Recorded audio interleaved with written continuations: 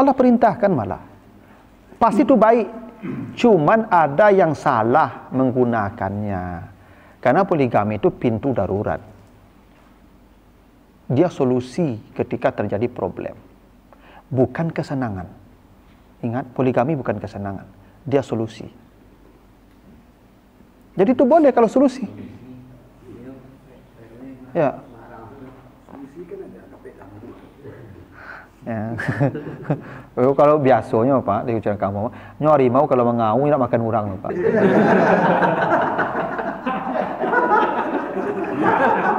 Jadi Pak itu sakit cek padi baik. Kamu kalau mau udah tuh buktian.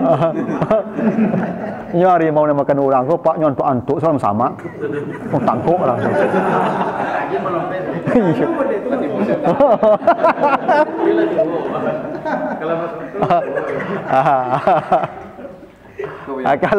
Kalau model beliau kok dalam ngau-ngau ndak.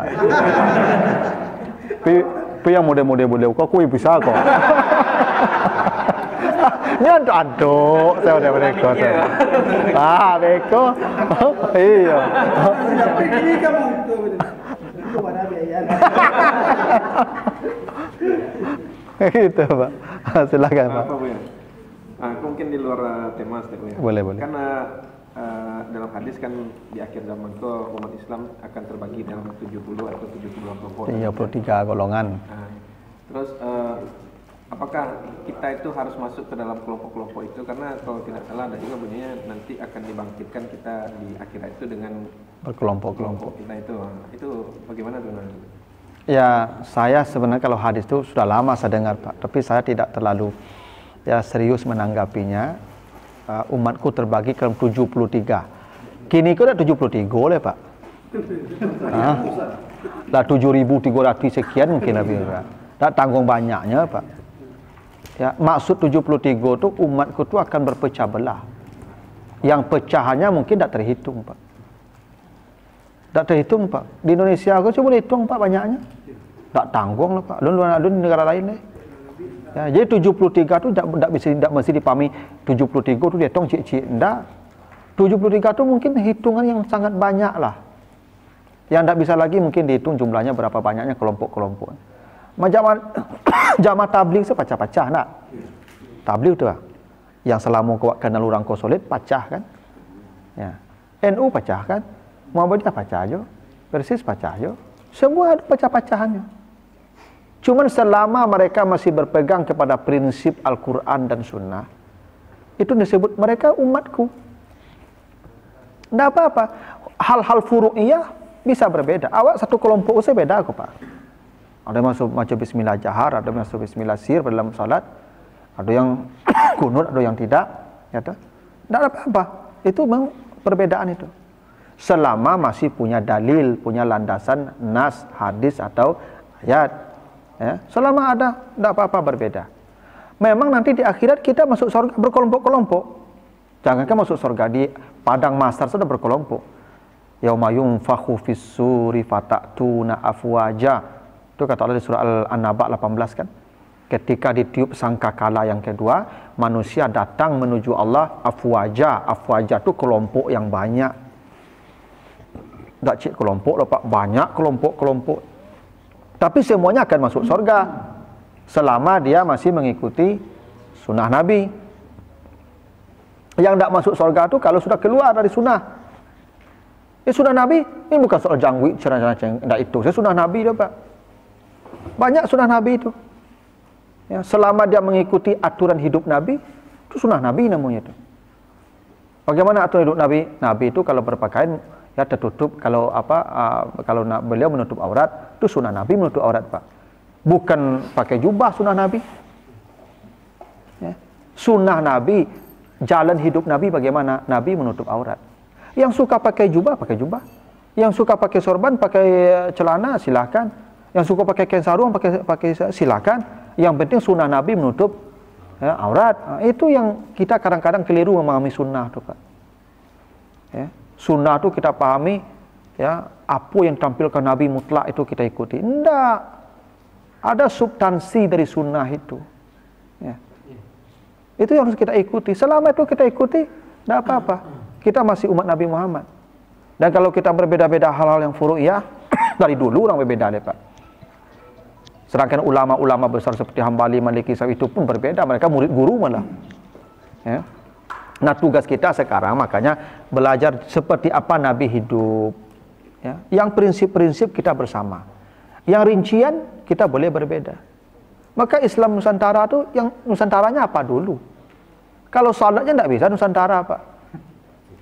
Salat sudah selesai. Pakaiannya boleh. Kalau Nabi mungkin pakai sorban, pakai peci ya Pak. Itulah Islam Nusantara.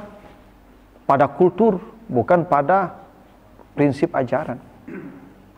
Ya. Salat subuh, itu universal dan baku. Tidak ada salat subuh Saudi, salat subuh Nusantara. Yang subuh di Nusantara kok 5 atau ampe di Saudi 2, tidak bisa loh Pak. Ya. Jadi saya tidak anti Islam Nusantara itu juga. Islam Nusantara itu maksudnya yang mana, yang apa, dan dalam bagian apa. Ya kalau kultural tidak apa-apa. Ya. Nah, tadi selama kita masih berpegang dengan sunnah, ya dengan jalan hidup Nabi, dengan Al-Quran tuh kita masih ikut umat Nabi Muhammad. Begitu. Jadi tidak apa-apa, kita mau masuk yang mana, terserahlah. Mau bergabung dengan tabligh, sama umat Nabi Muhammad. Bergabung dengan salafi. Yang tak boleh itu Pak, jangan merasa ana khairun minhu, saya lebih baik dari dia. Dia salah, dia bid'ah, dia itu yang tak boleh. Itu sifat iblis tuh Pak. Bahwa kita berbeda, ya kita hormati pilihan dia. Tapi merasa bahwa kelompok kita lah yang masuk surga, kelompok lain masuk neraka, itu sifat iblis. Yang merasa paling dirinya paling baik, paling benar, paling betul. Sifat itu tidak boleh. Makanya saya tidak pernah menghalangi orang mengaji. Yang mengaji jambu, tidak pernah menghalangi kaiku saya mengajar, belajar ya, kerana lain tidak boleh. Tidak pernah mau mengatakan begitu Pak. Ambil ilmu dari siapa? Kabil saja belajar dari Gagak. Gagak yang berkelahi, lalu mati, lalu menguburkan saudaranya. Dari situlah Kabil dapat ilmu Pak. Ambillah ilmu dari siapa saja. Tak boleh dibatasi. Kadang-kadang kini kan susah Pak. Ada kelompok tertentu ustadznya terbatas Pak, ustadz sunnah. Dibuat aja dulu ustadz sunnah Pak, 1, 2, 3, sampai 5. Yang lebihnya tak boleh belajar, tak boleh mengambil ilmu. Tak boleh begitu Pak. Ya. Kita sama, berbeda dalam hal yang furu'iyah saja. Yang prinsipnya kita sama. Gitu. Makanya orang tuh Pak kalau belajar fikih itu luas dia cara memahami agama Pak. Nah, makanya makin banyak belajar fikih, makin banyak mazhab kita baca, itu makin luas kita beragama. Tak sampai. Gitu. Masuk mengukur orang masuk surga neraka ku yo jangguit saja Pak. Kan sederhana mana urusannya itu Pak. Yang berjangguit lah. Yang tak berjangguit, yang penting dia prinsip agama dia jalankan. Sudahlah. Jangguit kan soal pilihan. Ya. Ya mau Nabi memperjangguit, ya tidak apa-apa. Nabi berjangguit kamu. Pertama beliau itu orang Arab yang memang secara genetik memang begitu, kulturnya begitu, jangguit. Apa jangguit sampai ada yang Pak dipanjang aja. Kan dicelik bantu sih lah kurang. Ya tapi tak apa yang panjang lah. Tapi jangan sampai mengatakan memanjang jangguit sih tak munya lah. Tu kepada raja lo akhirnya. Tu jadi pemeo akhirnya itu Pak. Ya, memotong celana sih tak mu lah. Tu kepada raja lo akhirnya. Itu yang tak boleh. Terlalu sempit kita beragama kalau begitu Pak. Ya. Nah, itu. Masih ada Pak? Silakan. Balik lagi ke hadis-hadis. Kan satu lama kayak Rasulullah Abu Hurairah yang tak menikah. Itu gimana? Udah kepikir pahalangannya. Sebenarnya dia sudah penutup ilmu aja tuh Pak. Ya, kan kita tidak tahu persis Pak apa alasan dia. Dan dia kan tidak pernah bercerita alasannya Pak. Yang kita dapatkan dia tidak menikah. Maka ada beberapa ulama besar Pak yang memang tidak menikah dia seumur hidupnya. Boleh jadi tidak menikah itu karena memang dia sibuk dengan ilmu, ya, dia terlalu banyak dia belajar ke sana kemari, ya, sehingga dia khawatir tidak bisa memberi nafkah, tidak bisa memenuhi kewajiban dia, berdosa pula dia, takut dia kepada Allah dengan dosa. Sementara kebutuhannya sebenarnya bukan itu, kebutuhannya mencari ilmu. Kan ada orang macam-macam kebutuhannya Pak. Ada kebutuhannya itu, ada kebutuhannya ya dapat piti banyak. Ada kebutuhannya dapat ilmu. Kalau memang itu kebutuhannya, ini dia tidak butuh, dia tidak wajib menikah, Pak. Ya. Berarti tidak melanggar yang hadis lagi. Ya, enggak lah. Kalau memang dia tidak butuh, justru kalau menikah jadi masalah. Nah, boleh jadi Mengumpulkan dalil. alasannya dia itu memang punya kekurangan yang justru akan menyiksa perempuan kalau itu dia paksakan menikah juga. Berarti kalau kayak orang tasawuf itu Kalau orang tasawuf itu kan dia sedang menikmati komunikasi dengan Allah. Memang ada orang tertentu tuh Pak, karena menikmati hubungan dengan Allah tuh dia lupa dengan makhluk. Ada orang-orang begitu, orang-orang sufi itu memang begitu Pak. Tapi juga ada bini kan. Enggak, sebagian doi enggak. Ya, seperti Rabi'ah enggak. Ada kawan Ustaz ini curhat. Sampai kini alun menikah ya Ustaz. Karena jadinya karena merasa diriku penyakitnya banyak Ustaz. Tapi nya khawatir, tapi wak pinginnya menikah, maksudku saya enggak mau rusak dari itu. Udah itu aja Ustaz. Ya menikah lah kalau begitu, berarti dia punya keinginan tuh. Kecuali dia memang tidak punya keinginan. Kalau tidak ada keinginan itu contoh Pak. Anda itu saja jalan. Ya kan keinginan itu macam-macam kan. Yang tidak ada keinginan itu bisa jadi secara biologis memang dia tidak punya kebutuhan. Enak ada apa? Yang pada menyiksa lah perempuan tuh nya. Ya. Kalau itu dia ingin sebenarnya itu. Ingin. Ada apa? Nggak tahu untuk hadis apa. Ada seorang ini dia mampu, dia mau menikah lagi, ya kan? Tapi malah disuruh lebih bagus kamu bersedekah ke cari pemuda yang mapan tapi tidak mampu untuk menikah. Ya. Ini biaya untuk menikah, Pak. Ya itu dua-duanya lah, wak iyo jo. Iya. Mangalo ka mahalangnya wak lo nyo. Nena wak iyo jo. Nena nyo tolong jo. Double pahalanya. Itu jangan-jangan yang posting itu perempuan tuh. Kalau yang punya banyak rumah itu lebih wajib lo poligami Ustaz. Rumah banyak Ustaz. Ya kan tadi saya katakan yang punya banyak kontrakan. Poligami itu solusi. Dia bukan kesenangan. Itu kenapa perintah menikah lebih dari satu tuh konteksnya anak yatim kan. Ya, di surah An-Nisa ayat 2 dan 3 itu wa in khiftum fil yata'al alla taksitu fil yatama. Bila kau tidak yakin berlaku adil kepada anak yatim, maka menikahlah 2, 3, 4. Kalau mampang tidak berlaku adil, 1. Jadi konteksnya anak yatim. Karena itu ketika perintah menikah lebih dari 1 itu anak yatim, itu artinya kan konteksnya janda. Jadi ada masalah di masyarakat. Jando-jando kalau banyak Pak, masyarakat sakit. Itu tanda masyarakat akan sakit tuh Pak. Kalau banyak jando Pak di negara itu masyarakatnya akan sakit tuh Pak. Maka menyelamatkannya suruh yang ini berpoligami, menyelamatkan dia. Kenapa? Mohon maaf, kebutuhan kita bukan hanya makan minum Pak. Perempuan dia punya kebutuhan juga. Siapa yang bisa memenuhi kebutuhan dia yang sifatnya biologis tuh? Maka jangan-jangan nanti dia menyimpang Pak perilakunya kan? Maka yang halal carikan untuk dia. Makanya dulu ayat poligami itu Pak, ketika terjadi perang Uhud kan ada 70 berapa sekian sahabat yang mati kan. Banyak janda dan tidak ada yang menyelamatkan dia. Maka Nabi perintahkan poligami. Jadi memang sejarah poligami itu solusi. Baik secara individual maupun secara sosial. Jadi bukan kesenangan. Makanya bukan ke gadis poligami itu, ke janda. Karena kitanya terbantu secara biologis juga. Karena ada tambahannya. Atau dalam waktu batas-batas itu, misalnya ketika istri kita haid, ya mungkin tidak bisa sabar dia Pak menunggu suci. Dia punya solusi halal. Yang perempuan ini pun punya solusi hidup. Yang selama ini tidak ada yang menanggung hidupnya, ada yang memenuhi kebutuhan biologisnya, sekarang ada walaupun tidak sempurna seperti ketika Ya kan, dia satu suami, ya kan, untuk satu orang. Sekarang satu suami untuk 2 orang. Tapi tetap poligami itu solusi, bukan kesenangan.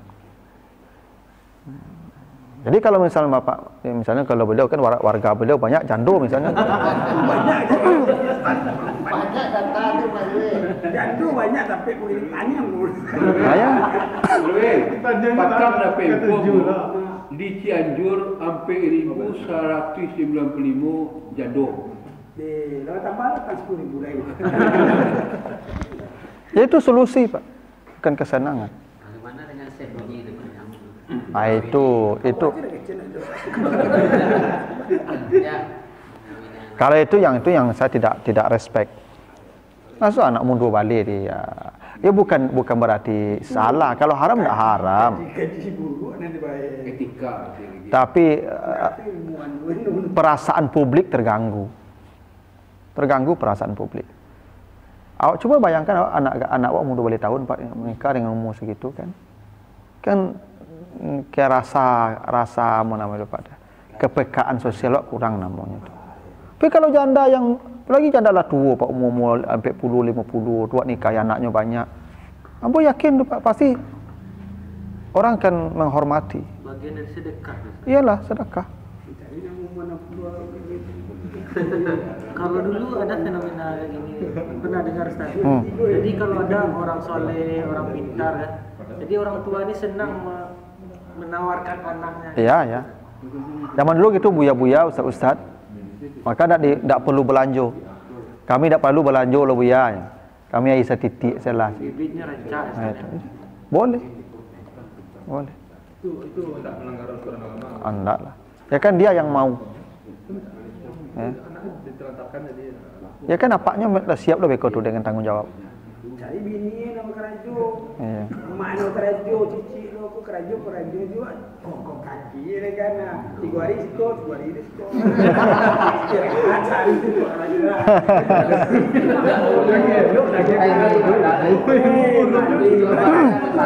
Keluarga. Nandu keluarga tanang Nah, jadi begitu Pak. Itu kenapa Nabi berpesan tadi menikahlah dengan yang banyak anak. Ya, karena Nabi bangga dengan jumlah yang banyak nanti umatnya di akhirat. Tapi kini orang mulai sadar Pak, ya kan? Sehingga kini kalau mau kini kok Pak kalau sadar umat Islam kok Pak mungkin enggak 20 tahun lagi Pak. Perlu kadang-kadangnya Pak ya. Bisa kita menguasai Pak. Ekonomi kok kita kuasai. Nah, kalau masing-masing orang punya anak 5, 6, 7 Pak. Amin 5 salah teratur Pak. 20 tahun lagi Pak. Tak bisa mangga-mangga orang ke Pak. Awak macik ekonomi Pak. Ini jumlah aku penting Pak. Ya. Surat terbanyak pemilu menang Pak. Itu memang begitu Pak. Iya. Jadi umat Islam kok memang harus berpikir itu deh.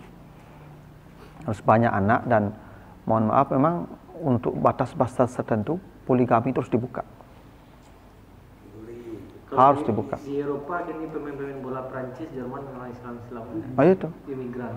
Kini kok Pak di Eropa tuh mereka lah namanya lah krisis manusia.